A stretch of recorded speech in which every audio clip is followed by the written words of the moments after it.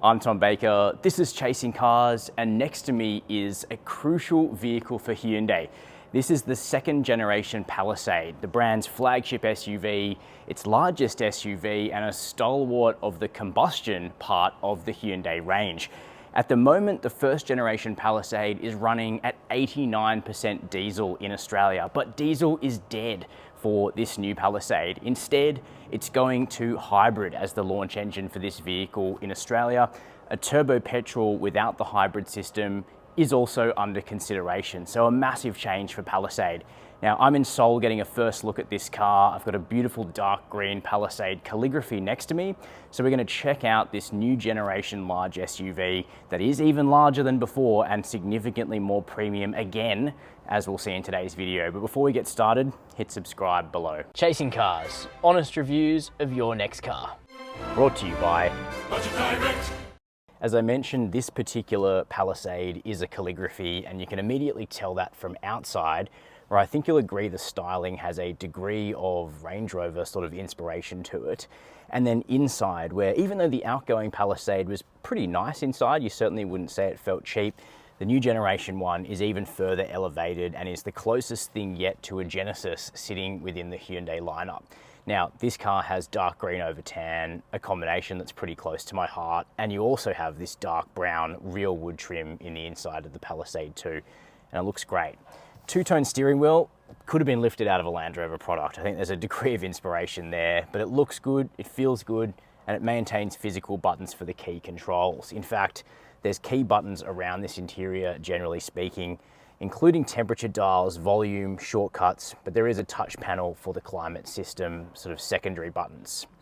Now, interestingly, Hyundai designers do not want to go to really big screens. They don't want screens dominating the interior, which is why we still have dual 12-inch screens in the new Palisade. They are inset into the dash, which looks great. Still a curving panel, wireless Apple CarPlay, Android Auto are standard, as is a Bose stereo at this end of the range. Now in Australia, there might be 2, maybe 3 Palisade variants. This is obviously the top of the tree. Pricing's expected to go up a bit compared to where the car sits now. Now, speaking of Genesis before, there are actually some Genesis features coming onto the Palisade, including an 18-way driver's seat. And both the front and second row are heated and cooled in the Calligraphy, so this is a pretty luxurious bus. It's also practical. We've got a big space here between the seats, UV sterilization for your phone. You've got big storage in the doors, loads of space down here between the seats as well. 7 and 8 seat configurations will both be available. On that note, let's get into the back seat. As I mentioned, 7 or 8 seat combos will be available. And in Australia, it's about a 50-50 take rate between 7 and 8, which surprised me, because I'm a big fan of the 7 seat because you can walk right through into the third row, so nice and easy. Of course, you are 1 seat down, but it means the second row seats are super plush. Not sure we'll get these extra control panels in Australia, but maybe, because we do have heating and cooling here. We've got USB-C, all those plush materials continuing in the second row, and things like sun blinds, and even vehicle to load on the interior, because the hybrid on this car is a beefier system. More power, we think 245 kilowatts, 54 kilowatts of that from the electric motor, a bigger battery than what we've seen on the Santa Fe hybrid. So there's now enough meat in the system to do vehicle to load in the interior. Second row is good. Third row, I can fit behind myself. I'll show you some B-roll now, but the dimensions of the Palisade are generous enough such that you can actually take adults in the third row. Moving around the back of the Palisade, the Calligraphy has silver trim around the daylight opening and also those roof rails up there. Maybe we'll see something like a black edition in future, but for now it's just this more classic design. And frankly, I think this is a big visual improvement. The outgoing Palisade, not a bad looking car, but this is elegant. Really like the direction they've gone. Got big Palisade badging across the back here. This particular car is actually the turbo petrol rather than the hybrid.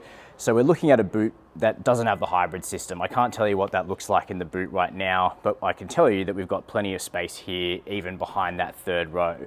You do have electronic controls to drop the seats. You can customize that to do the third or the second row from right here. Everything can come up electrically as well. Good amount of room, little metal garnish here to protect your paintwork too, plus controls up here to close the boot or close it and lock the vehicle. And with that, I'm going to sum up my thoughts on the new Palisade. Design-wise, I really like it. Size-wise, it's intelligent for Australian families. This is a big vehicle, and if you've got lots of kids or your kids have lots of friends, you'll want this space. Going to the hybrid, I don't have a problem with it because I've comprehensively tested the Santa Fe hybrid. You get good fuel economy, good power. This thing's got even more power, so it should work okay, even when you've got a few passengers in the car. But Aussies are buying 89% diesel Palisades right now, so it's going to take some convincing to show them that the hybrid is good enough. Will it be good enough? That'll come down to the road test. To make sure you don't miss that when this car launches, hit subscribe down below. Let us know your thoughts on the Palisade, and as always, thank you for watching Chasing Cars.